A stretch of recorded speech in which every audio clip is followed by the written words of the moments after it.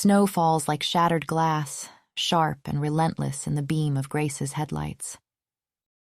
Her old car shudders against the mounting storm, windshield wipers fighting a losing battle against the swirling white. The narrow forest road ahead has all but disappeared beneath growing drifts. "Come on," she whispers, leaning forward as if those few inches might reveal a path through the blizzard. Her headlights illuminate nothing but a wall of white. The twins sleep in their car seats behind her, blissfully unaware of their mother's mounting terror. Grace pulls to a stop, the tires crunching on what she hopes is still road. The cabin has to be close, somewhere in these woods. Thomas had mentioned it so many times, his family's place in the northern pines, though he'd never taken her there. All she has is an address scribbled on the back of an envelope, and the desperate hope it might offer shelter. "Maybe we should wait it out," she murmurs to herself, glancing back at her children. They're bundled in their thickest sleepers, small faces peaceful in sleep. The car still holds some warmth, and she has packed formula, diapers, and a change of clothes. As if in response to her thoughts, the engine sputters once, twice, then dies with a pathetic wheeze. "No!" Grace turns the key frantically.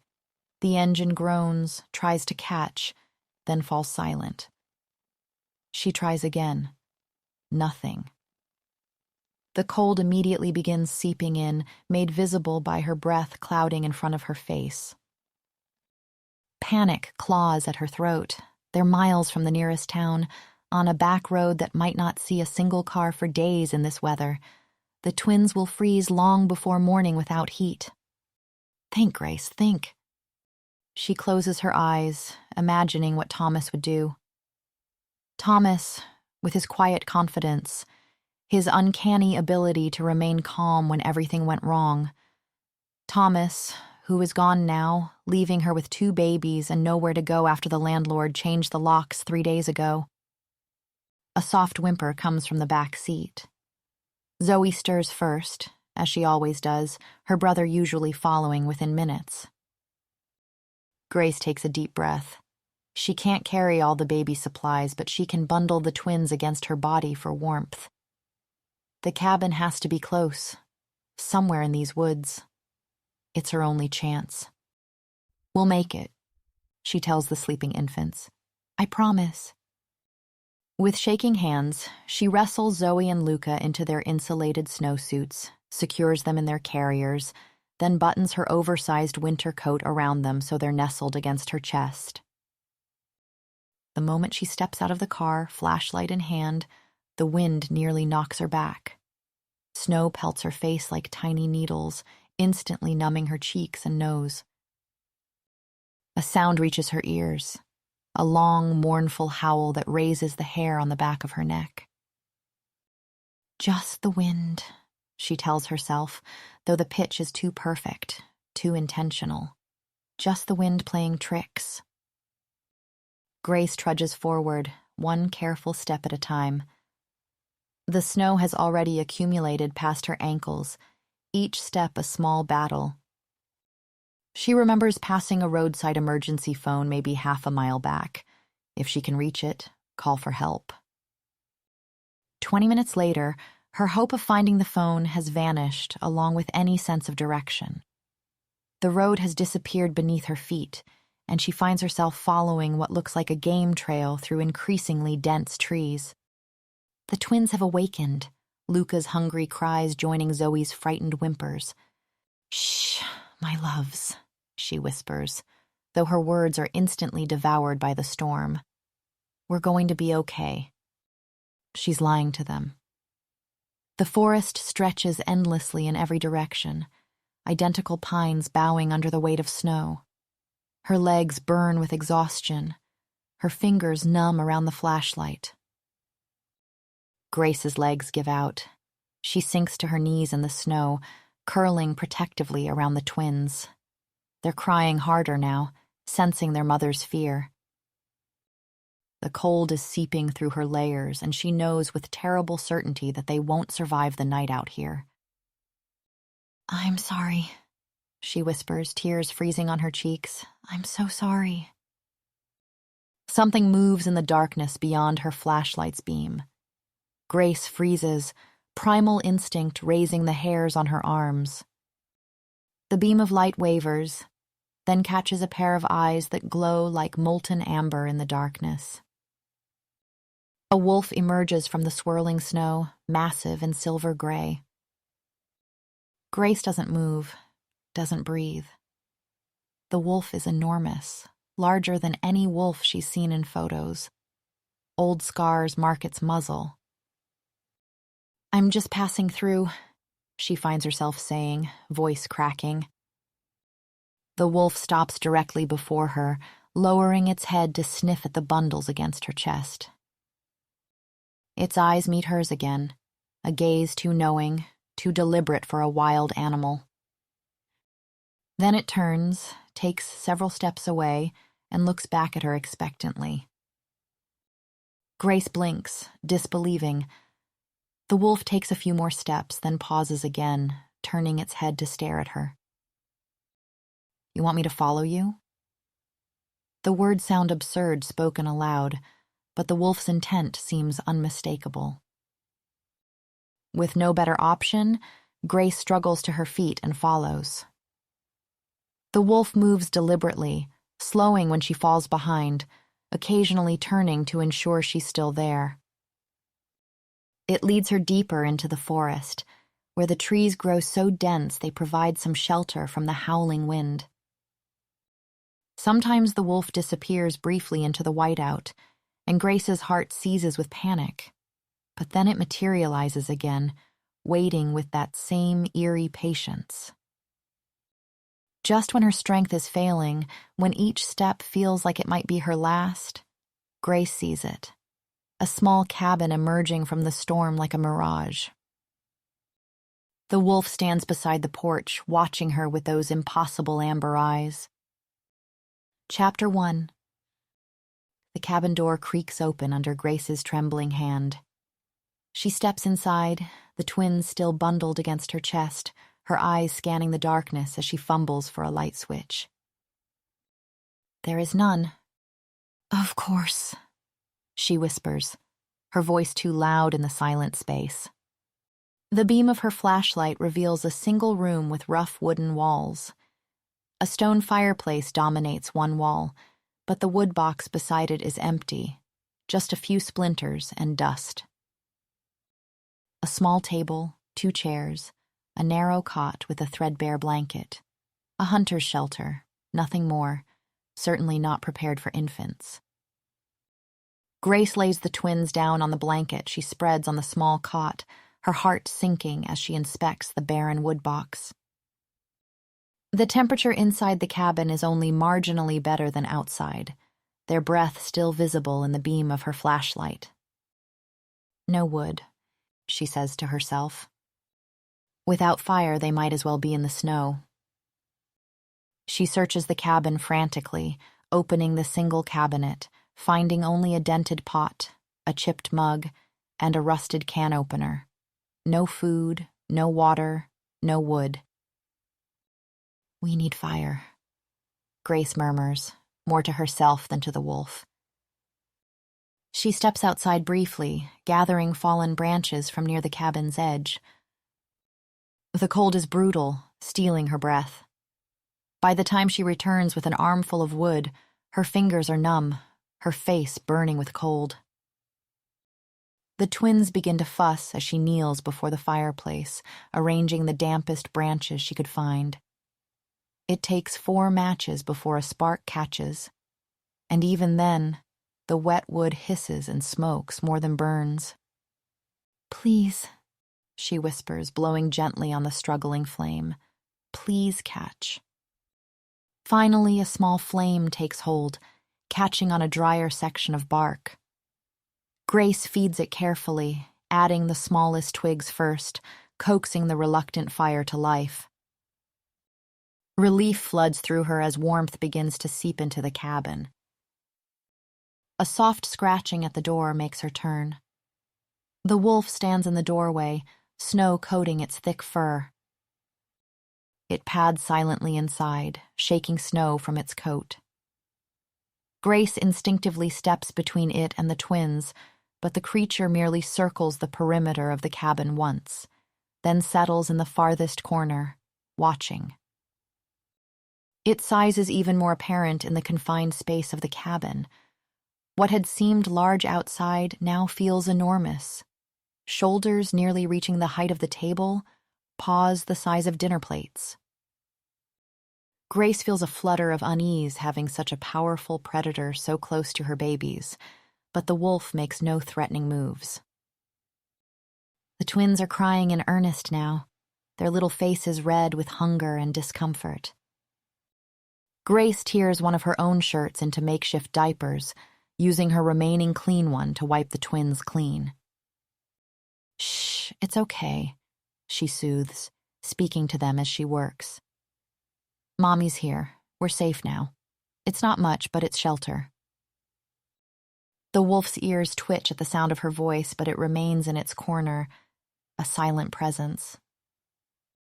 Grace scoops snow from the windowsill into the pot she found, placing it near the fire to melt. At least they'll have water to clean with, though it's not enough for much else. As the twins' cries grow more insistent, Grace turns her back to the wolf, settling before the fire with them. She feels exposed, vulnerable with the creature behind her, but she has no choice. The twins must be fed. "I know you're hungry," she murmurs to them. The babies quiet as they feed, and Grace feels some tension leave her shoulders. For a moment, despite everything, it's just a mother and her children in the warm glow of firelight. "Your daddy said it was peaceful here," she tells Luca and Zoe as they lie on the blanket near the fire. "I guess it is, in a way. No landlords, no bills, just us and the snow and—" Her voice trails off as she glances at the wolf. Its amber eyes reflect the firelight, watching her with unnerving intensity. "And our strange companion," she finishes softly. Grace wraps her arms around herself, fighting a shiver that has nothing to do with cold.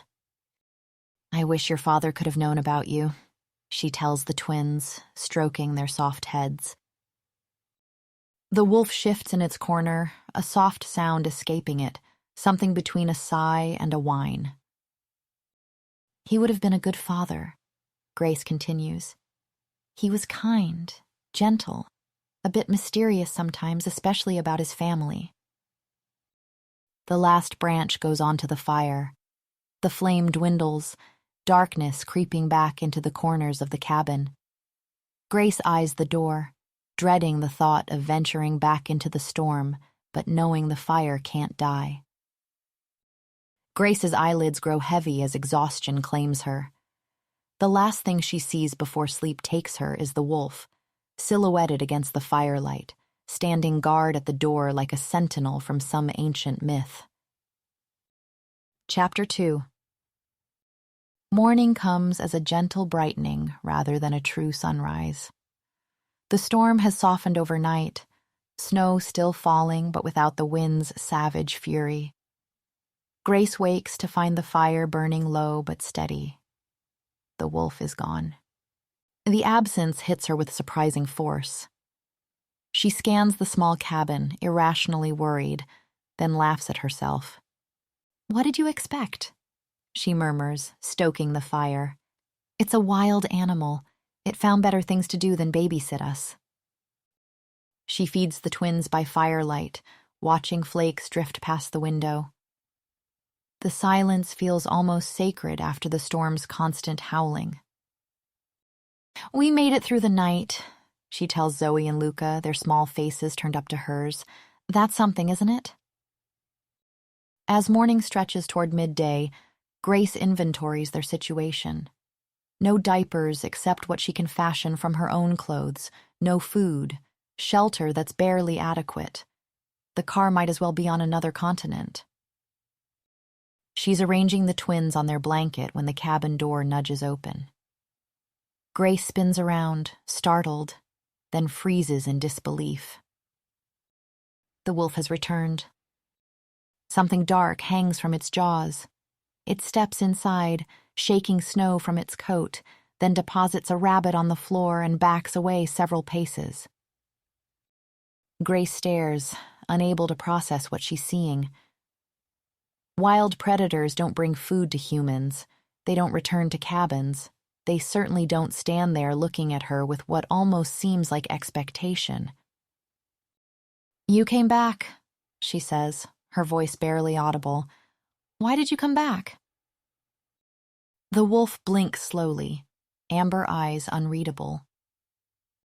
Grace looks at the rabbit, then back at the wolf. "Is that for me?" The silence stretches between them.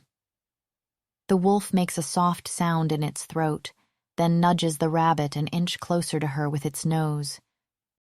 "This is insane," Grace whispers. "You're a wolf. You should be miles away by now."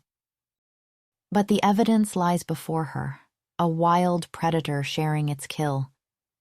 Something a pack member might do, not something offered to an entirely different species. Hunger wins over confusion. "Thank you," she says, the words feeling inadequate and absurd simultaneously. The wolf settles in its corner as Grace awkwardly prepares the rabbit, using the hunting knife she found in the cabin. She's never skinned an animal before, but necessity proves an effective teacher. The meat roasts over the fire, filling the cabin with a rich aroma that makes her mouth water. "Maybe you're just using us for shelter," she says to the wolf as she eats. "Smart, really. Storm outside, warmth in here." But that doesn't explain the rabbit. The second day passes in a haze of small tasks. Grace gathers more wood, finding sheltered deadfall beneath the trees. She melts snow for washing, fashions more diapers from her dwindling supply of clothing. The wolf disappears mid-morning. Grace tells herself she shouldn't expect it to return, that yesterday was some bizarre anomaly. Yet she finds herself glancing repeatedly at the door. When it pushes open shortly before dusk, she can't suppress a smile. This time, the wolf carries a grouse. It places the bird carefully on the floor, then retreats to what has become its corner. "You know this isn't normal, right?" Grace says, gesturing between them. "Wolves don't do this." The wolf merely watches her, its gaze unnerving in its intelligence. By afternoon, the snow has stopped. The world outside the window is transformed, pristine white stretching in all directions, sunlight creating diamond sparkles across the drifts. The sight is breathtaking, but Grace knows beauty can be deadly. The drifts would swallow her to the waist if she tried to walk through them.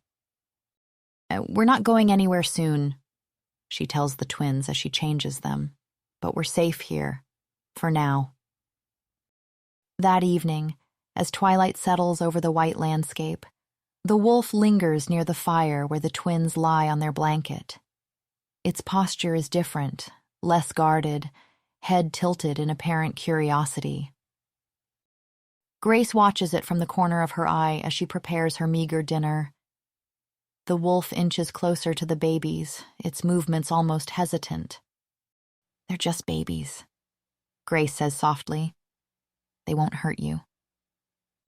The wolf's ears flick at the sound of her voice, but its attention remains fixed on the twins.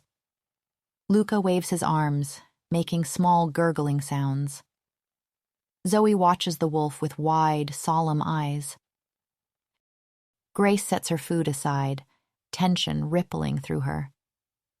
Every maternal instinct screams to snatch her children away from the predator, yet something deeper, something she can't name, keeps her still. The wolf pauses, sensing her unease. Their eyes meet across the small space, and Grace sees something there that defies explanation. A question, a request. "I must be losing my mind," she whispers, but slowly moves to sit beside her children, a silent permission granted. The wolf approaches with deliberate slowness. It lowers its massive head, nostrils flaring as it scents first Luca, then Zoe. Its breath stirs the fine wisps of hair on their heads. Grace holds perfectly still, her heart pounding. Zoe reaches up, her tiny fingers brushing the wolf's muzzle. The creature goes still, allowing the touch for just a moment before drawing back. Its amber eyes meet Grace's, something passing between them, an understanding that transcends logic, transcends the natural order of things. Later, as moonlight spills through the cabin window, Grace studies her dwindling supplies. "We need to find your father's cabin," she tells the sleeping twins. "It has to be better equipped than this." The wolf, lying by the door, lifts its head at her words. Its gaze is steady, unreadable, but in the moonlight, in the quiet of this small shelter that has become their temporary haven, Grace feels something shift inside her. This shelter has kept them alive, but it isn't their destination. Somewhere deeper in these woods lies Thomas's cabin, their true refuge. Chapter 3. Dawn breaks crisp and clear, sunlight refracting through ice crystals suspended in the air. Grace wakes instantly alert, sensing the change. The storm has paused, not finished, but resting. A window of opportunity she may not get again. She studies the twins, still sleeping. Their makeshift diapers are soaked through. Her own stomach growls with emptiness. The shelter has kept them alive, but they can't stay.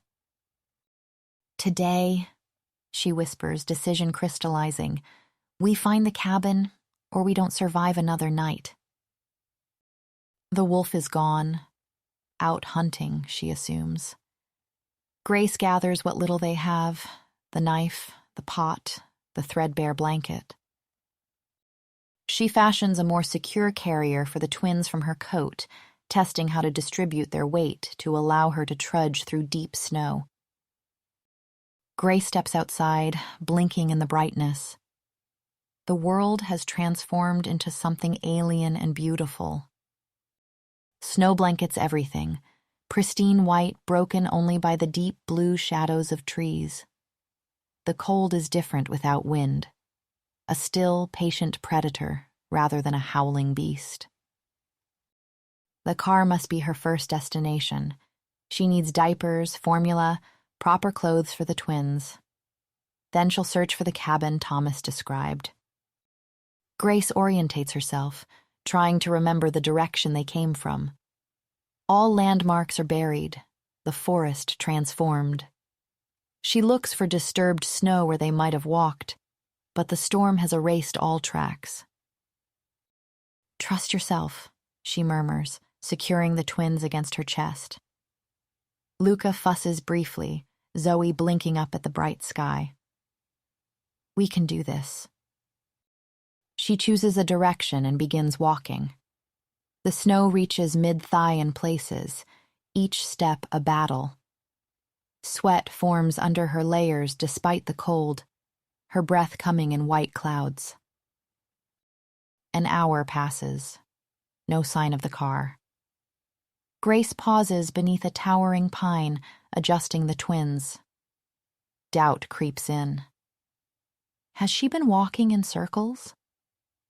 The featureless white landscape offers no clues. "We'll find it," she tells the twins, though her voice lacks conviction. She pushes on, the physical exertion warming her even as exhaustion builds. The twins grow heavier with each step. When Zoe begins to cry, the sound crystalline in the winter silence, Grace stops to feed them, huddling against a fallen log for minimal shelter. "I know, baby," she soothes. I know you're uncomfortable. We'll find better soon. As Zoe nurses, Grace scans the horizon. The sun has climbed higher, shadows shortening. Morning is slipping away. If the storm returns before they find shelter. A movement catches her eye, gray against white.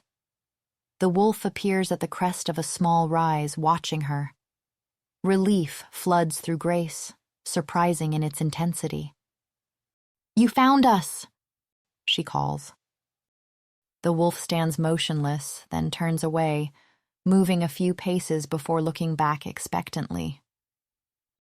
"Not this time," Grace says, shaking her head. "I need to find the car first." The wolf comes closer, circling around her, then moves deliberately in a direction different from the one she'd been heading. It stops, waiting. Grace hesitates.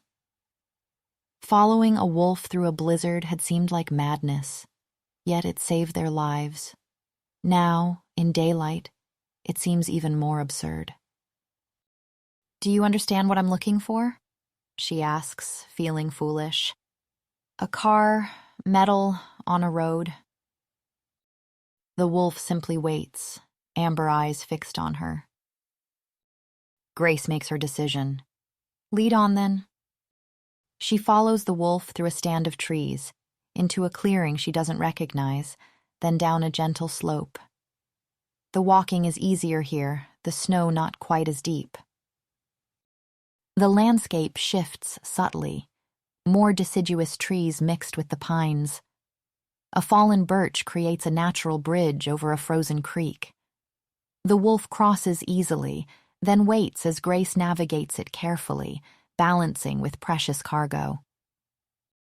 "I'm trusting you," she tells the wolf. "I hope you know that." 20 minutes later, Grace stops, disbelieving. Through a break in the trees, she sees it, the dark shape of her station wagon, nearly buried in snow but unmistakable. "You found it," she whispers. "How did you find it?" The wolf watches as she struggles toward the car, digging through snow to reach the door. It takes all her strength to wrench it open against the drifted snow. Inside, everything is frozen solid, but intact. Grace retrieves the diaper bag, formula, extra clothes for the twins. She finds her emergency kit with its basic first aid supplies and protein bars. Everything she couldn't carry during the storm. "We did it," she tells the babies as she changes them, relief making her hands shake. Step 1 complete. The wolf paces nearby, occasionally looking back the way they came, then toward the deeper forest. "I know," Grace says, following its gaze. "We need to find the cabin before the weather turns."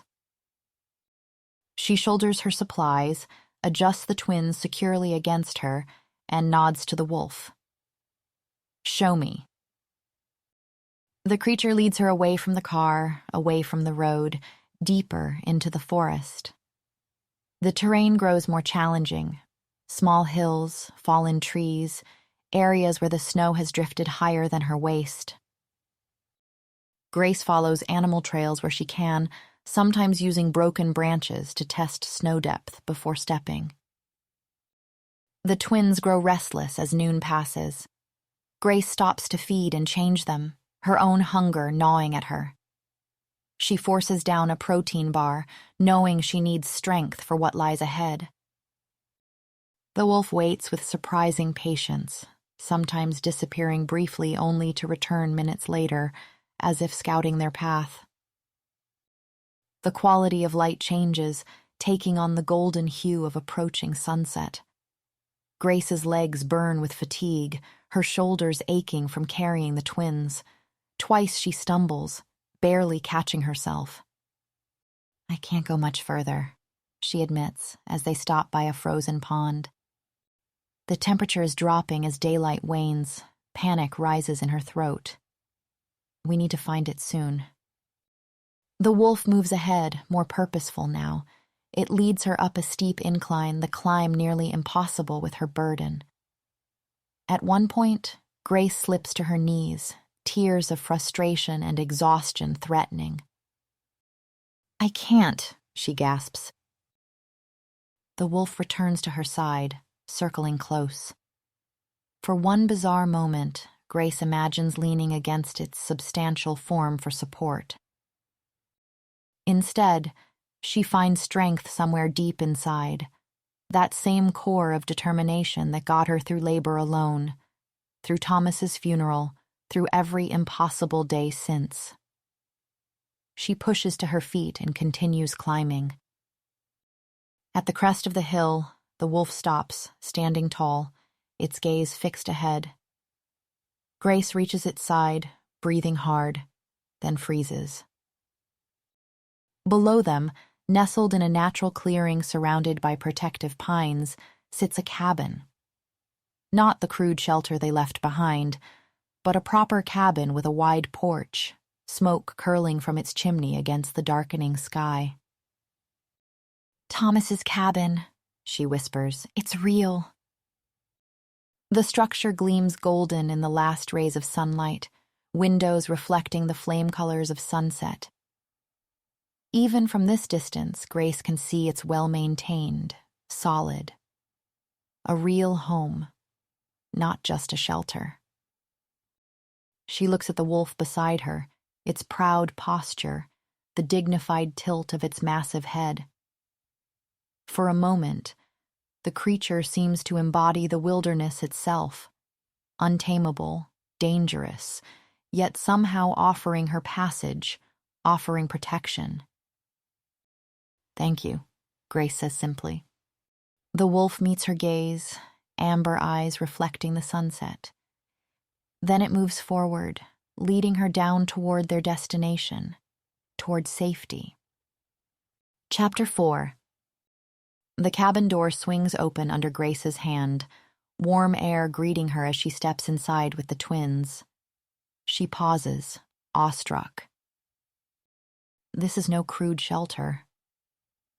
A great room opens before her, anchored by a massive stone fireplace where flames dance.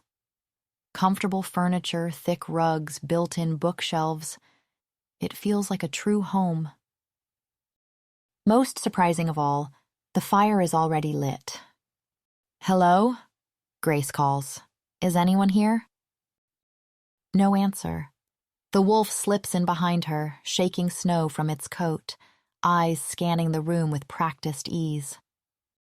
She sets down their supplies and explores. A modern kitchen opens off the main room. 2 clean, maintained bedrooms branch from the hall. A coffee mug sits by the sink. Fresh kindling waits near the hearth. "Someone's been staying here," she murmurs to the wolf, now resting near the door. She finds the bathroom and nearly cries at the sight of running water. She bathes the twins, their tiny faces brightening as the grime washes away. Fed and clean, they fall asleep on the king-sized bed. Grace watches them, letting herself believe they might finally be safe. Back in the main room, new details catch her eye, photos on the wall. Her heart clenches. Thomas, younger and smiling, stands beside a lake in one. In another, he's on the porch of this very cabin. No family photos, no clues to the relatives he never spoke of. "Why didn't you ever bring me here?" she whispers to the image. "It's beautiful." The wolf lies on the hearthrug, watchful but calm. Grace finds staples in the kitchen, cans, rice, pasta, and cooks a simple meal. It feels luxurious. As twilight deepens, she eats on the couch, exhaustion creeping in. The wolf's eyes gleam in the firelight, unsettling in their intelligence.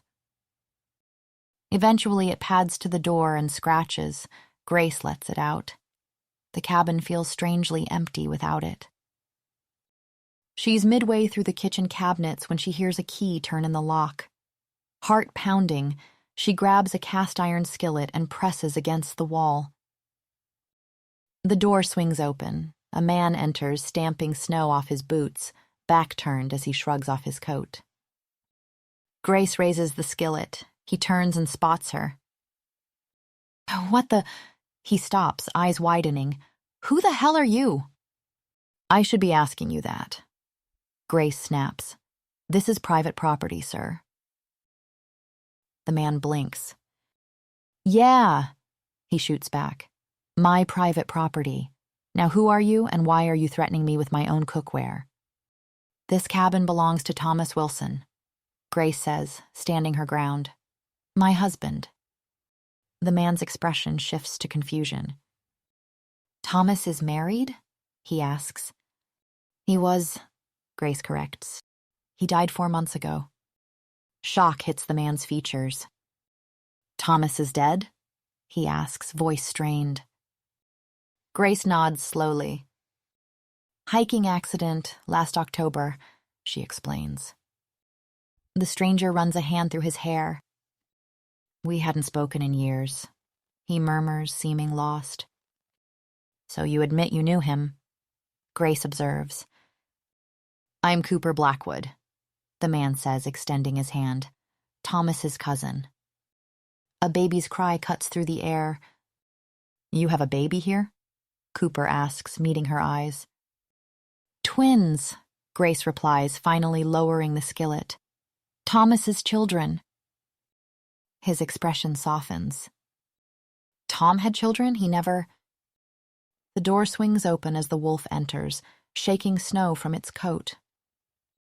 His fingers curl at his sides, tendons standing out on his neck. He doesn't move, doesn't even seem to breathe, just stares at the wolf with an intensity that makes the hair rise on Grace's arms. Silence stretches.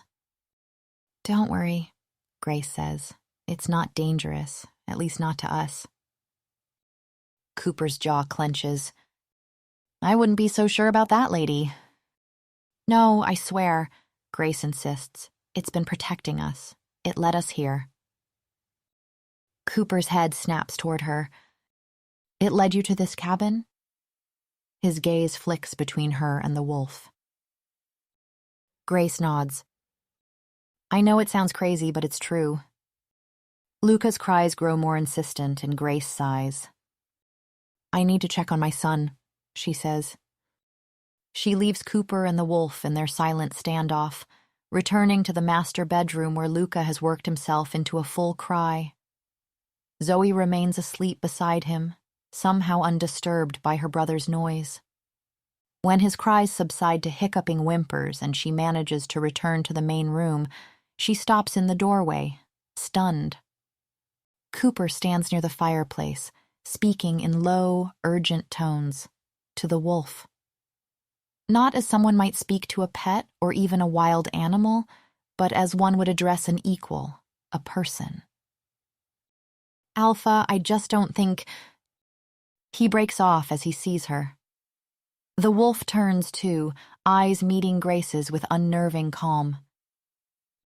Sorry. Cooper straightens. Old habit, talking to animals. Grace frowns, but then his gaze drops to Luca, his voice softening immediately. May I? He asks. She turns so he can see the baby's face. He has Thomas's eyes, Cooper observes, exactly the same. Yes. Grace's throat tightens. Both twins do. Cooper glances at the wolf again before speaking next. I'm sorry about earlier, he says. Finding you here was unexpected, but any family of Thomas's is welcome. He scans the cabin. Do you have what you need? We're managing, Grace replies cautiously. I brought what I could from the car. I'll come back tomorrow with supplies. Anything you need. Grace blinks in surprise. That's very kind of you, she says with a nod. It's what Thomas would have wanted. Cooper moves to the door. The generator's full. Water's from a well with an electric pump. Plenty of firewood outside. You'll be warm tonight. At the threshold, he glances back at the wolf. His posture shifts, a subtle straightening, a respectful tilt of his head, before he slips out into the night. Chapter 5. January settles over the cabin like a soft blanket. The rhythm of days simplifies to basic needs: warmth, food, rest. The twins thrive in the quiet routine. Their faces fill out, their cries grow stronger. Zoe smiles first, a toothless beam that makes Grace's heart catch. Luca follows a day later, his eyes, so like Thomas's, crinkling at the corners. The wolf remains a constant presence. Each morning it patrols the perimeter of the clearing, sometimes disappearing into the forest for hours, but always returning before dusk. Grace catches herself talking to it more often, narrating her days as if to a companion. "We're going to try mashed potatoes today," she tells it one morning as she feeds the twins. "The books say 4 months is early, but they seem ready." The wolf watches from its place by the hearth, amber eyes tracking her movements. Cooper comes by every few days, his truck loaded with supplies: diapers, formula, fresh vegetables, sometimes small gifts for the twins. "My mother made these," he explains awkwardly, presenting tiny knitted booties. "She wanted to contribute." His visits grow longer, conversations stretching beyond necessities into genuine interaction. The wolf watches these interactions with apparent interest, sometimes positioning itself between them when Cooper stays too long. "Your guardian is protective," Cooper comments one evening as the wolf herds him away from where Zoe and Luca lie on a blanket before the fire. "Only with certain people," Grace observes. "It's fine with me handling them." Something flickers across Cooper's face, knowledge he isn't sharing. Natural instinct, I guess. One morning, Grace notices a scratch on Luca's cheek, an angry red line where he must have caught himself with a tiny fingernail. She cleans it carefully, heartbroken by his pained whimpers. "First battle wound," she tells him, kissing his forehead. "We'll put some ointment on it." The wolf approaches, nosing close to examine the baby. Grace has grown accustomed to its interest in the twins, the way it sometimes leans in to scent them. "He'll be fine," she assures it, still finding it natural to speak to the creature as if it understands. Babies heal quickly. The wolf sniffs Luca's cheek, then licks its own paw and settles by the fire, eyes never leaving the infant. That evening, Cooper brings a first aid kit. "Thought you might need this for the little ones." "Perfect timing," Grace says. "Luca scratched his face this morning." She lifts Luca from his makeshift playpen, then stops, confused. The scratch is gone, not scabbed over or healing, but completely vanished, the skin smooth and unblemished. "That's strange," she murmurs, turning Luca's face to the light. "I could have sworn—" Cooper's eyes dart to the wolf, which has risen from its place by the fire and moved closer, watching them. "Kids heal fast," he says, his casual tone forced. "Not this fast," Grace insists. "It was a deep scratch." Cooper straightens, his expression carefully neutral. "Maybe it wasn't as bad as you thought." The conversation shifts, but Grace notices Cooper watching the twins more closely for the remainder of his visit, his expression thoughtful. February brings thawing at midday, deep freezes at night. Grace develops a new routine, morning walks with the twins bundled against her in a carrier Cooper brought, the wolf always ranging ahead. It's during these walks that Grace first notices the wolf's changing behavior with the twins. When Zoe cries from cold or hunger, the wolf circles back, nosing at Grace's legs as if urging her to attend to the baby. When Luca grows fussy, the great beast sometimes positions itself between them, as if protecting the infant from his mother's handling. "I'm not going to hurt him," Grace says, exasperated, as the wolf blocks her path to Luca during a particularly intense crying jag. He needs to be changed. The wolf holds its ground, amber eyes assessing her, until Luca's cries shift in pitch. "It's almost paternal," she tells Cooper during his next visit. "Like it's decided it's their guardian or something." Cooper chokes slightly on his coffee. "Paternal?" "I know how it sounds," Grace admits, "but this isn't normal wolf behavior." "No," Cooper agrees, his eyes finding the wolf where it lies near the twins' play area. "It's definitely not." That night, Grace wakes to the sound of voices. She sits up on the couch, disoriented, then realizes one voice belongs to Cooper. He's returned after midnight? Why? She moves quietly to the window and peers out. Cooper stands in the moonlit clearing, the wolf before him. They face each other like adversaries, or equals engaged in intense debate. "You can't be serious," Cooper is saying, his voice carrying clearly in the still night air. "She's their mother. You must tell her before—" The wolf makes no sound Grace can hear, but Cooper reacts as if to an interruption, throwing up his hands. "Taking them from her is worse. And what am I supposed to tell her, or are you even planning to explain?" He breaks off, running a hand through his hair in frustration. The wolf sits back on its haunches, amber eyes reflecting moonlight. "Fine. Have it your way, Alpha. But I won't be part of this deception much longer. Grace deserves to know what her children are." The wolf rises suddenly, a growl rumbling from deep in its chest. Cooper takes a step back, his posture instantly deferential. "Right," he snaps. "You decide, just like you decided for Thomas, history repeating itself. Is that what you want?" Without waiting for a response, if such a thing were even possible from a wolf, Cooper strides away into the darkness. Grace backs away from the window, mind reeling. Cooper speaking to the wolf as if carrying on a complex conversation, referring to it as Alpha, talking about her children as if they were something other than ordinary babies. And most disturbing, suggesting the wolf wanted to take her children from her. Chapter 6. The days after Cooper's midnight conversation with the wolf feel dreamlike. Grace starts watching both of them more closely, sensing something unspoken between them. Cooper's usual charm gives way to a restless energy. He brings toys for the twins, but barely looks at them, his focus always on the wolf, as if waiting for something. The wolf stays vigilant, but Grace notices a new intensity in how it watches her, measuring as though she's being tested.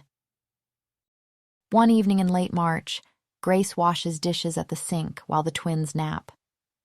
The wolf has been restless all day, disappearing into the woods for longer stretches. When it slips out again at dusk, Grace feels a strange relief, as if a pressure has lifted. She's drying the last plate when a soft knock sounds. Cooper stands on the porch, face grim. "Is it gone?" he asks. "The wolf? Yes, it left about 20 minutes ago." Grace steps back to let him in. "I wasn't expecting you today." Cooper enters, scanning the cabin like he needs proof. "I don't have much time, neither do you. Where are the twins?" "Sleeping. What's going on?" "Pack whatever you can carry," he says, pulling out her backpack. "Essentials only. I've got a friend across the valley. You'll be safe there until we figure things out." Grace stares. "What are you talking about?" "No time to explain." He grabs formula, diapers, clothes. "Just trust me. You need to leave. Now, before it comes back." "Before what? The wolf?" She grabs his arm. "Cooper, you're scaring me. What's happening?" He turns, voice low and urgent. "It's going to take your children." The words hit like ice. "That's ridiculous," she says, her voice trembling. "It's a wolf. How could it possibly—" "It's not just a wolf. You must have realized that. The way it watches them, the way it led you here." Grace flashes back to that night, Cooper speaking to the wolf like a person. "You need help, Cooper, professional help." "I know how it sounds," he says. "But think, the twins healing too fast, the wolf understanding commands, communicating with me." "It doesn't communicate with you," Grace snaps. "You talk to it. That doesn't mean it understands." "Then how did it lead you here? To this cabin, Thomas's cabin?" She has no answer. "Your children aren't ordinary either, okay? They're—" "Stop it!" She backs away, terrified now. "You're insane. Get out." "Grace, please, I'm trying to help you. That wolf is—" A growl cuts him off. The wolf stands in the doorway, massive and silver in the fading light, eyes locked on Cooper with clear menace. "Tell her," Cooper says to the wolf, holding his ground. "She deserves to know the truth." The wolf steps inside, growl deepening. "Stop this," Grace says, voice shaking. "Both of you. Cooper, leave, now." "That wolf is not a wolf," Cooper says, eyes fixed on the creature. "And he's not a stranger. He's Thomas's father." Grace stares, stunned. The wolf lunges with a snarl, slamming Cooper backward. "Cooper!" she yells. He steadies himself, hands raised. "You can't keep this from her forever, Emmett. She'll find out." "Emmett?" "Get out," she tells Cooper, shaking. "Please, just go." He looks at her, genuine fear in his voice. "Be careful, Grace. Don't let him take your children." The wolf snarls again, backing him toward the door. Cooper goes, never taking his eyes off it. "Think about what I said," he calls as the door closes. Grace stands frozen. The wolf turns to her, calm once more, watching with intelligent eyes, head tilted slightly. "What was that about?" she whispers. It says nothing, then lies across the hallway entrance, the one leading to the twins' room. A chill runs down her spine. It's going to take your children. Absurd, she thinks, but this wolf has already defied logic. She moves around it. It doesn't stop her. The twins sleep peacefully, untouched by the chaos. As she watches them, a decision forms. Cooper may be unhinged, but something is off. The cabin no longer feels safe. Tomorrow she'll leave, not to Cooper's friend, but back to civilization. She waits until the wolf settles by the hearth.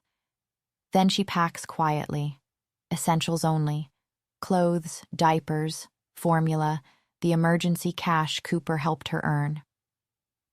The wolf watches with apparent disinterest, but she feels its gaze like a weight. "Just tidying up," she says casually, stashing the bag by the door. "Spring cleaning." Eventually, she lies on the couch, pretending to sleep. The wolf watches until her eyes close. She must actually drift off, because she wakes to unfamiliar sounds. Floorboards creak. A rustle. A low voice, speaking words she can't make out. She's in the bedroom now. Must have moved there in the night. The wolf is gone. The voice continues. Male, calm, gentle, unfamiliar but strangely resonant. Heart-pounding, Grace rises.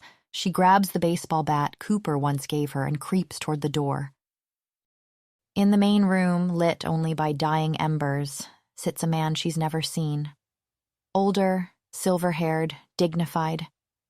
And in his arms, cradled with unexpected tenderness, are Zoe and Luca. Chapter 7. The man looks up, and Grace feels the world tilt beneath her feet. His eyes, catching the firelight, glow a familiar amber. "Grace," he says simply, his voice carrying the weight of recognition, of knowing her without introduction. "We need to talk." Grace stares at him, the bat still raised but her grip loosening as she takes in his features. The strong jaw, the set of his eyes, the particular way his brow furrows, all achingly familiar. Like looking at Thomas, but weathered by 3 additional decades of life.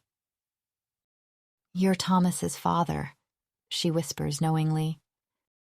Her eyes dart around the room, searching for the silver-gray form that has been her constant companion these past months. It is nowhere to be seen. The man inclines his head. "Emmett Blackwood," he confirms, his attention already returning to the twins cradled in his arms. His large hands support them with surprising gentleness, his thumb brushing over Luca's cheek with a tenderness that seems at odds with his imposing presence. "Put my children down," Grace says, taking a step closer. "They don't know you." Emmett looks up, something almost like amusement crossing his features. "They know me well," he says, then pauses, noticing her continued searching of the room. "Looking for something?" Grace shakes her head, taking another step closer. She wants to demand he return her children, to snatch them from his arms. But there's something in the way he holds them, in the reverent gaze he turns upon them, that stops her. Instead, she finds herself saying, "I'm sorry for your loss." Emmett's head jerks up. "What?" "About your son," Grace clarifies softly. "I'm sorry." Something flickers across Emmett's face, a flash of raw pain so profound it takes Grace's breath away. It vanishes almost instantly behind a mask of stoicism. But she's seen it now, the wound that never healed. "You should feel more sorry for yourself," he says finally, his voice rough. Grace sits on the edge of the coffee table, just a few feet from him now. "His death tore me apart," she admits. "But he was your son. I cannot imagine losing either of my children. The pain must be unbearable." Emmett's expression doesn't change, but Grace notices how his arms tighten almost imperceptibly around the twins. "What's done is done," he says flatly. "Thomas missed you," Grace says gently. Emmett's head snaps up. "He did," she insists. "I know you had a fight. He wouldn't say much about it, but he missed you. I could tell because whenever I asked about you, he had this forlorn look on his face." "Enough," Emmett interrupts. Grace bites her lip, sensing she's treading dangerous ground. "Why are you here?" she asks instead. "How did you find us?" "You ask me how, when I was the one to lead you here?" Emmett replies. Grace stares at him, uncomprehending. "What are you talking about?" "You don't see that wolf anywhere, do you?" Emmett asks, his eyes holding hers. "You keep looking for it." The implication hovers between them, impossible yet somehow making a terrible kind of sense. "I'm the wolf child," Emmett says quietly. Grace shakes her head. "No, that's not possible." "I am what you would call a shifter," Emmett continues, his voice matter-of-fact, "and Thomas, my heir, was one too." The world seems to shrink around Grace, narrowing to this impossible conversation. "He would have told me," she protests weakly. "Telling you could have gotten him killed," Emmett says, his voice hardening. "And you as well." "By who?" Grace asks, though part of her already knows the answer. Emmett meets her gaze directly. "By me." Grace shakes her head slowly. "You wouldn't do that." she says. She doesn't know this man, but she knows the wolf, knows how it protected them, guided them, watched over them with unwavering vigilance. The wolf protected their family. You doubt me? I am the alpha of our pack, Emmett declares, drawing himself up despite the sleeping infants in his arms. My word is law. No one should ever tell humans about our existence, or they'd be putting our entire species at risk.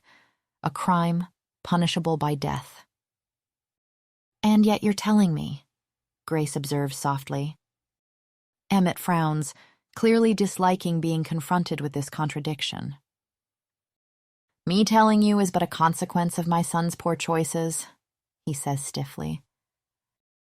Poor choices? Grace echoes. You, Emmett says simply. You are kind and resilient, and in another life, a perfect choice of a mate for Thomas. But you are human. I couldn't allow it. The realization washes over Grace like ice water. This was why Thomas had cut ties with his family. It wasn't some vague disagreement or youthful rebellion. It was her. She was the reason. Why? She asks, her voice barely above a whisper. Because it would have been a risk to your entire species' existence, as you said? No, child, Emmett sighs. It would have been a risk to yours, and it still is. I don't understand, Grace admits. During their conversation, she has drawn ever closer, now kneeling by the fire next to Emmett and the twins. The firelight catches the silver in his hair, illuminates the deep lines around his eyes. A shifter's bite, he explains, sets off the transformation into one of our own. You mean getting bitten would turn a human into a shifter? Grace asks, trying to absorb this impossible information. Yes, except no human has survived the bite in centuries. He looks at her directly. In other words, Grace, a bite from one of us kills humans. But Thomas would never...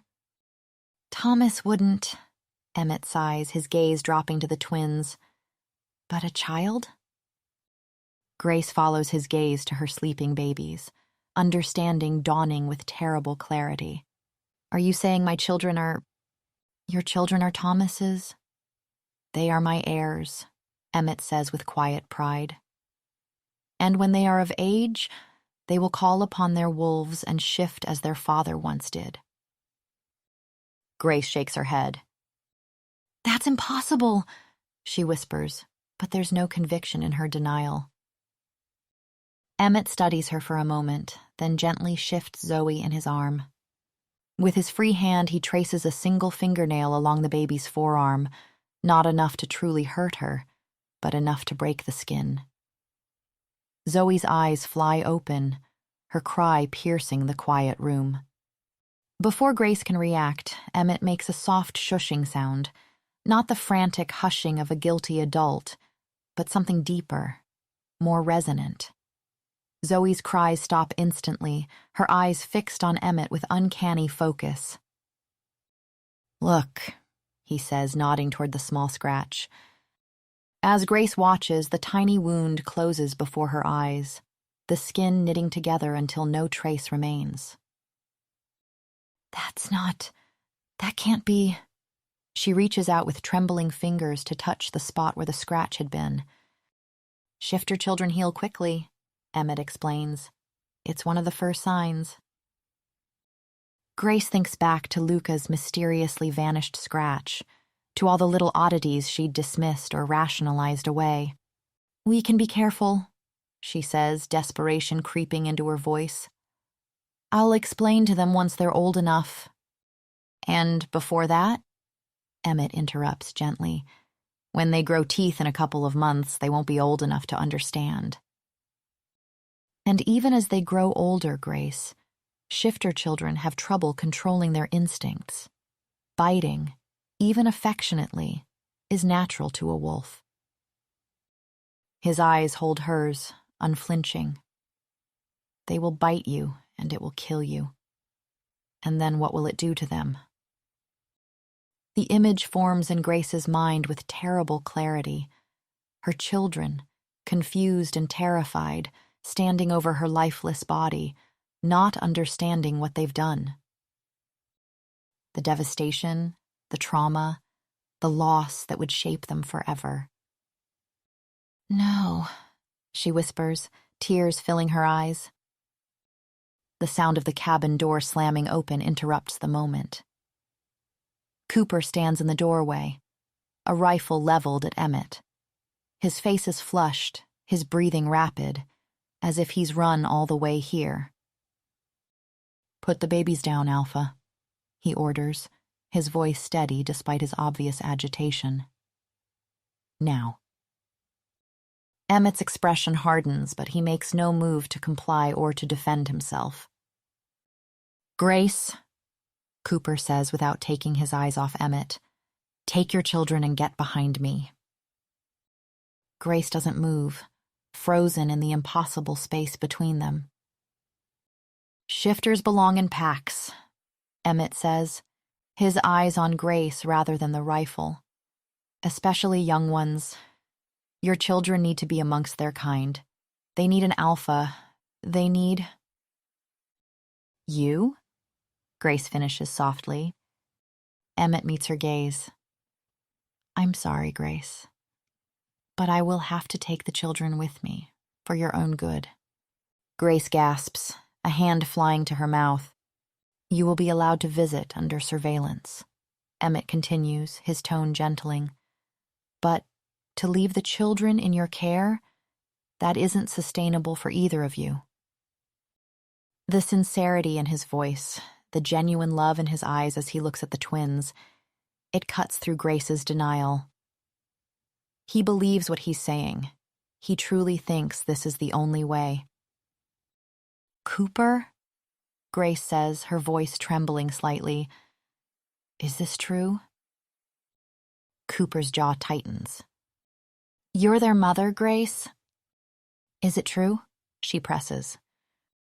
Cooper's shoulders slump slightly.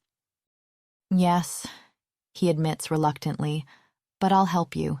It's not right separating a mother from her children." "This isn't about what's right," Emmett begins, his voice rising. "This is about survival." "What would Thomas have wanted?" Grace interrupts, the question cutting through his justifications. Emmett freezes, the certainty draining from his expression. "It's no use asking him," Cooper says bitterly. "He never cared what Thomas wanted." "I'm sure that's not true," Grace says quietly. But Emmett's face has darkened, a growl rumbling deep in his chest.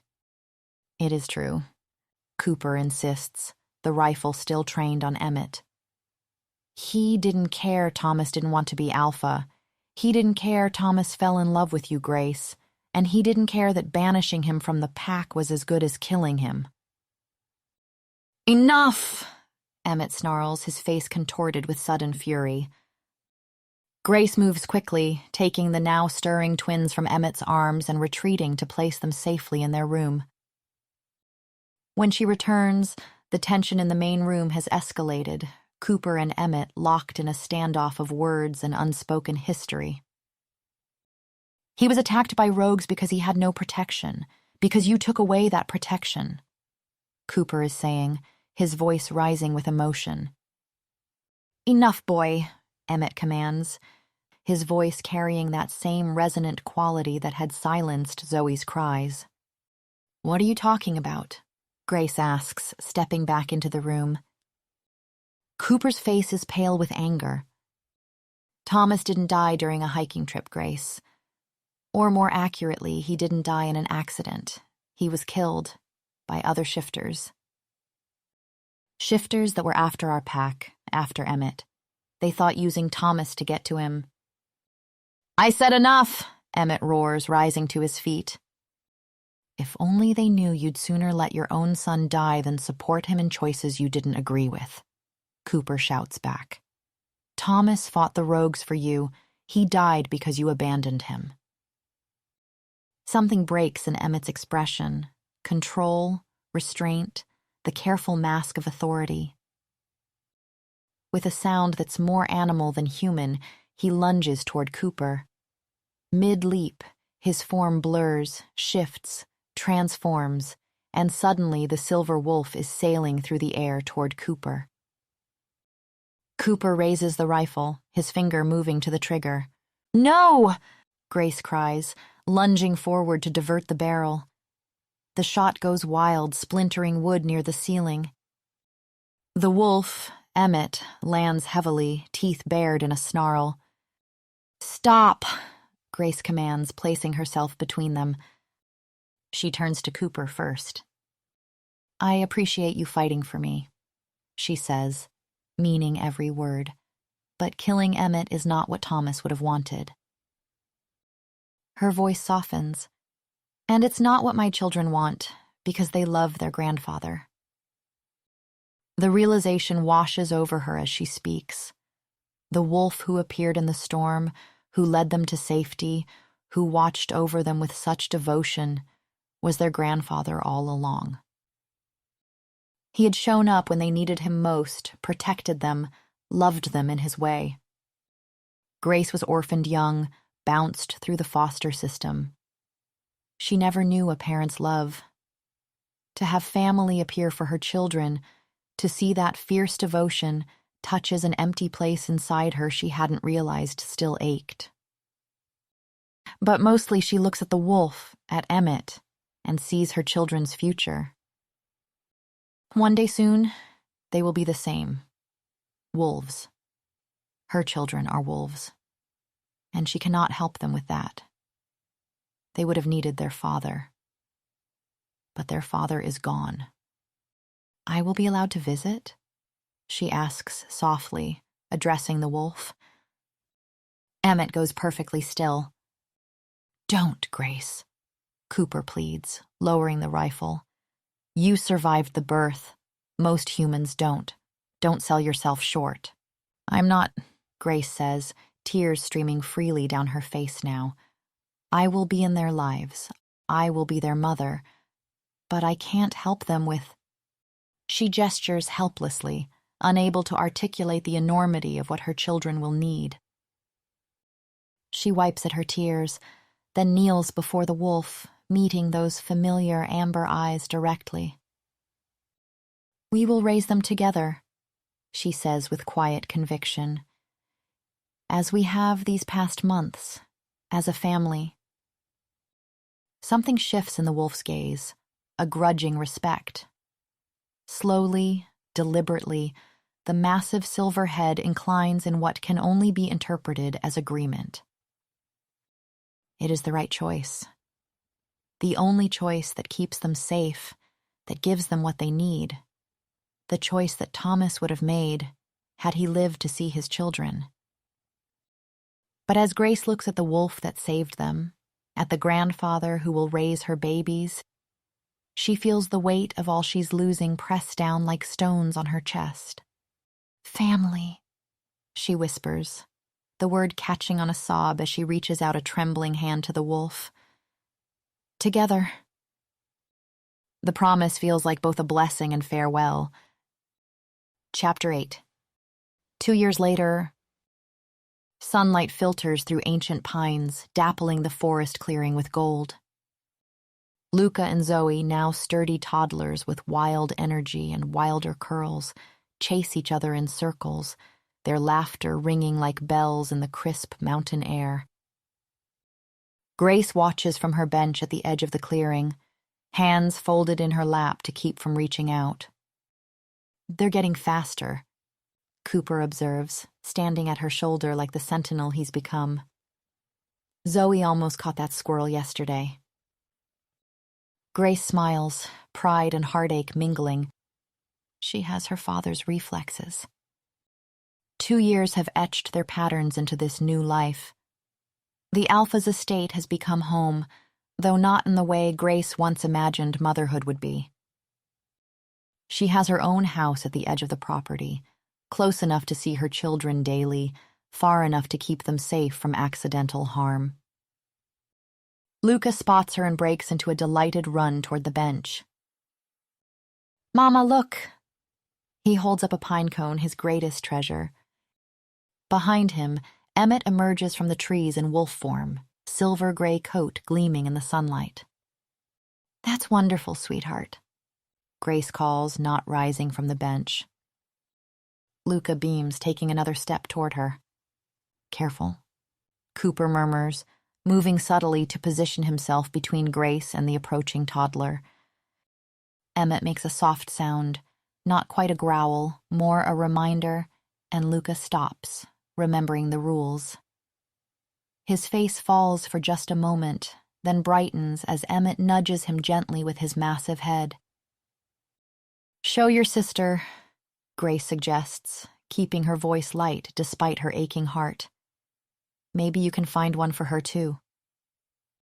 Grace watches as Emmett helps Luca present the pine cone to Zoe, guiding their interaction with subtle movements and occasional soft huffs. The twins adore him, respond to his guidance with an instinctive understanding that transcends human language. "You're doing great," Cooper says quietly, noting her expression. "They know you love them." His presence has become her anchor in this strange new world. Officially her liaison to the pack, unofficially her protector against those who view a human in their midst with suspicion, Cooper has become something more than friend, though neither has put a name to it. "It's dinner soon," Cooper says, checking his watch. "I should get you back before the hunting party returns." Another safety measure, keeping her away when newly shifted wolves might be running on instinct rather than reason. Grace nods, rising from the bench. She lifts her hand in farewell to the twins, who wave enthusiastically, then blows them kisses that they pretend to catch and press to their cheeks. These small rituals sustain her, the gestures of affection that bridge the physical distance she must maintain, especially now that they have nearly all their teeth, small but deadly to her human biology. As they walk back toward her cabin, Cooper's steady presence beside her, Grace catches sight of Emmett watching them go, his wolf eyes following their progress with unreadable intent. "Are you happy here, Grace?" The question comes during their weekly dinner, a tradition that began 6 months after her arrival at the compound. Emmett, in human form, sits across from her at the heavy oak table in the main house, a glass of wine in his hand. It's a question he asks often, always with the same intensity. "I'm grateful," Grace answers, as she always does, "to be part of their lives, to watch them grow." It's not a direct answer, and they both know it. Emmett studies her over the rim of his glass. Over the past 2 years, a careful respect has grown between them, built on their shared love for the twins and for Thomas's memory. "Tell me about the apartment again," Emmett says, shifting the conversation to familiar ground. "The one you shared with Thomas?" Grace smiles, settling into these memories that have become a comfort to them both. She paints the picture of their life together, and Emmett listens with the same rapt attention he always shows. In return, he shares his own memories. Thomas at 5, already stubborn and fierce. Thomas at 12, shifting for the first time. Thomas at 16, already questioning the rigid hierarchy of the pack.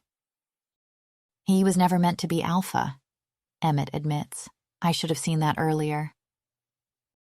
Cooper enters quietly, bringing coffee and the photo albums that have become part of their ritual. "The old man's getting sentimental again?"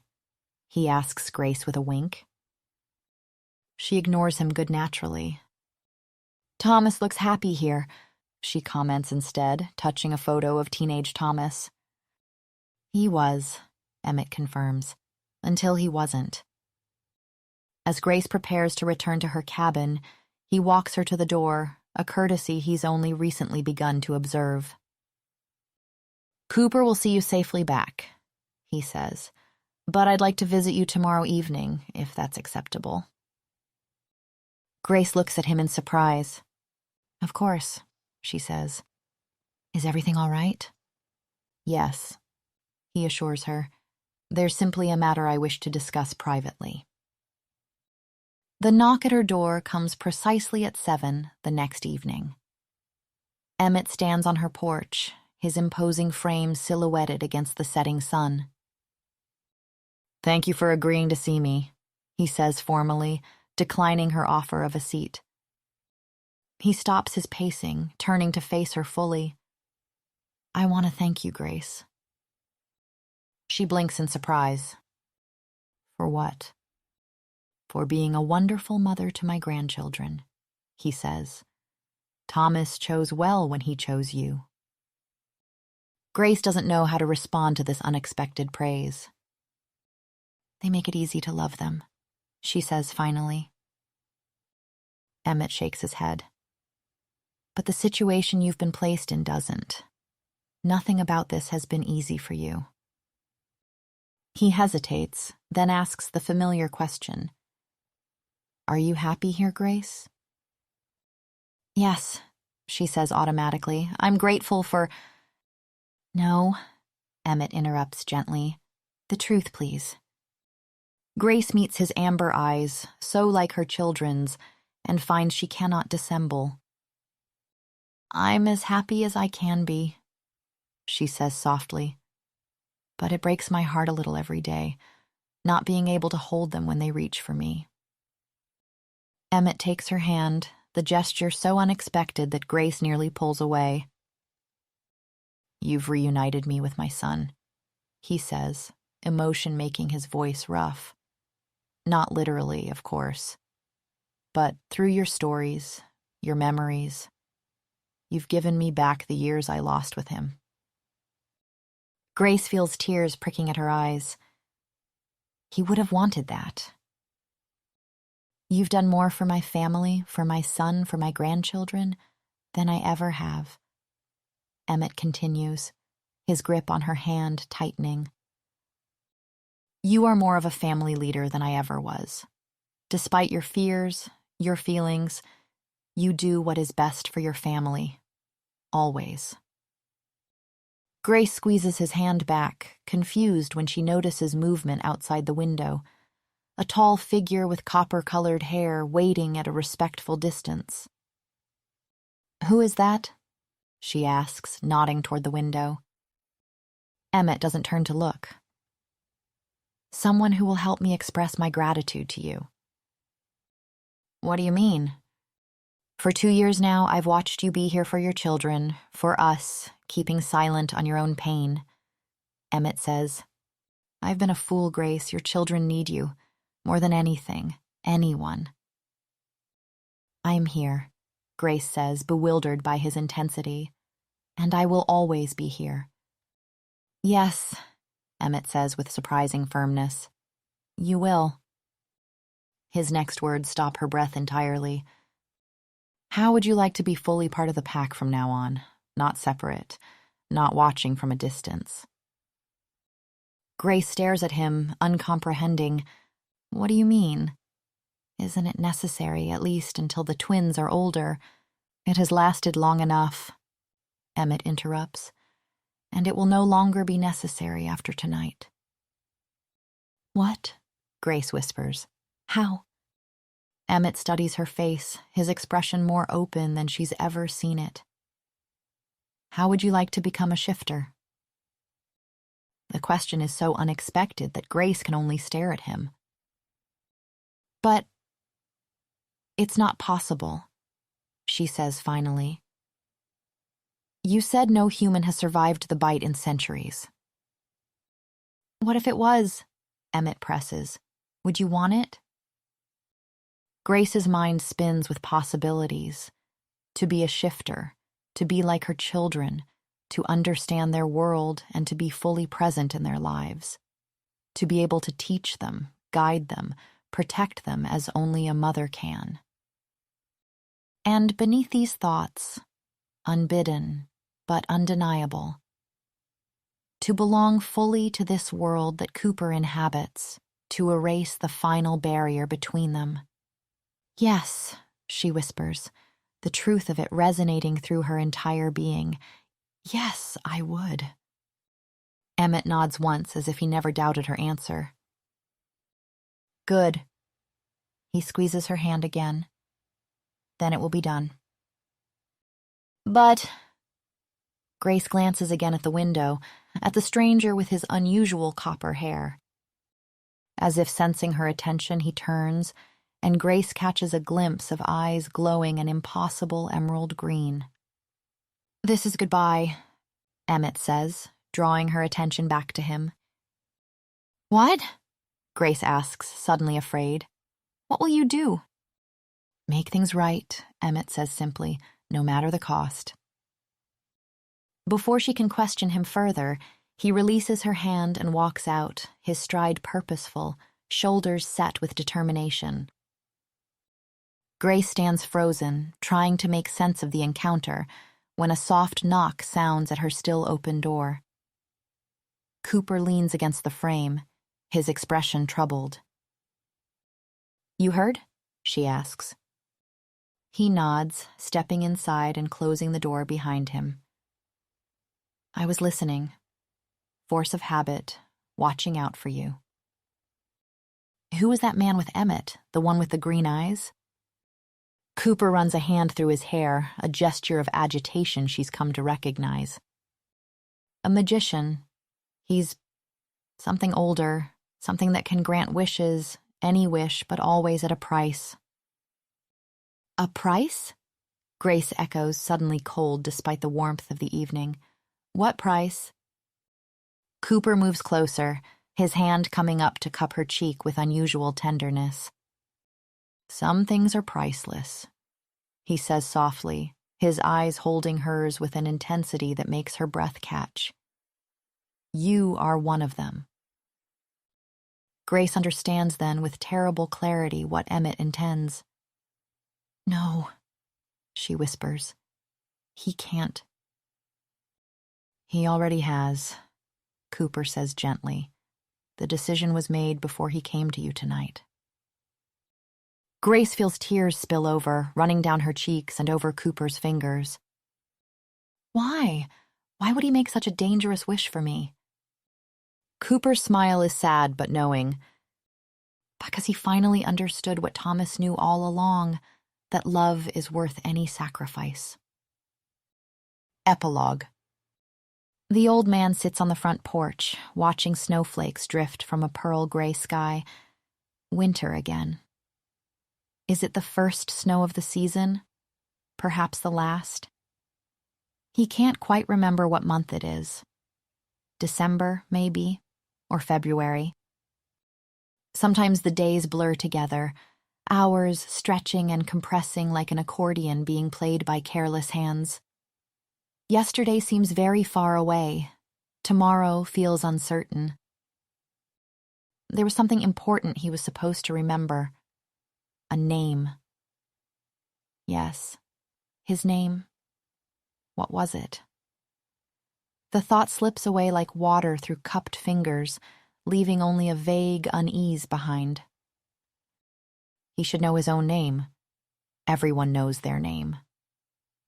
The realization sends a flutter of panic through his chest, his heart beating too quickly beneath the thick sweater someone who had helped him put on this morning. Movement in the clearing draws his attention away from the frightening blank space where his memories should be. Wolves. 3 of them, playing in the fresh snow. The man smiles. He doesn't remember his name, but he remembers them. The 2 smaller ones, pups still, though growing rapidly, tumble over each other, nipping and wrestling. The larger one, their mother, watches from the edge of the trees, her sleek black coat a stark contrast against the white landscape. The old man feels something settle in his chest as he watches them. This, at least, feels right. Familiar. The wolves belong here, just as he does.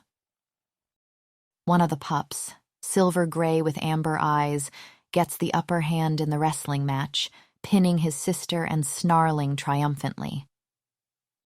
"Thomas," the old man calls out without thinking. "Don't snarl. That's not how an alpha behaves." Both pups stop their play, turning to look at him with intelligent eyes. The silver one, Thomas, tilts his head as if considering the admonishment. Then both pups bound toward the porch, their paws leaving delicate tracks in the pristine snow. They press against his legs, warm and solid, their fur damp from the snow. The old man reaches down to stroke their heads, his gnarled fingers moving with muscle memory he doesn't question. This feels right, too. The weight of their heads beneath his palms, the trust in their eyes as they look up at him. The mother wolf approaches more slowly, her dark form graceful against the white backdrop. She stops at the bottom of the porch steps, watching with eyes that seem to hold questions the old man can't quite decipher. "Beautiful day," he tells her, and she makes a soft sound in response. Later, he sits in a worn armchair by the fire. The cabin is warm and smells of pine and cinnamon. The wolves are gone, but there are people now. A woman with eyes like midnight, and 2 children who seem vaguely familiar. "Can I read you a story, Grandpa?" the little girl asks, holding up a carefully folded piece of paper covered in large, uneven handwriting. "I wrote it." He doesn't know who this girl's grandpa is, but the hopeful light in her eyes makes him nod. "I'd love to hear it," he says. She beams and begins to read, her voice high and sweet. "Once upon a time, there was a princess who became friends with a wolf. Except it wasn't really a wolf, but a king in disguise." The old man listens, something stirring in the back of his mind like a half-forgotten dream. "And in the end," the little girl concludes proudly, "she was so brave that the king named her his heir, and she married his son, the prince." The old man looks at the woman sitting nearby, her hand resting lightly on his arm. Something about her seems important, meaningful. She would make a fine queen, he thinks suddenly. Thomas would like her. He smiles and squeezes her hand, though he's not entirely sure why tears have formed in her eyes, or why she returns the pressure with such fierce tenderness. Thank you so much for listening. I hope you enjoyed this story. If you have any ideas or suggestions for future stories, feel free to leave a comment. I'd love to get inspiration from you. If you'd like a little extra from this particular story, there's a short audio from Emmett's point of view available on my Patreon. You'll find the link in the description. As always, thank you for your support. I can't wait to share my next story with you next week. Love, Lily.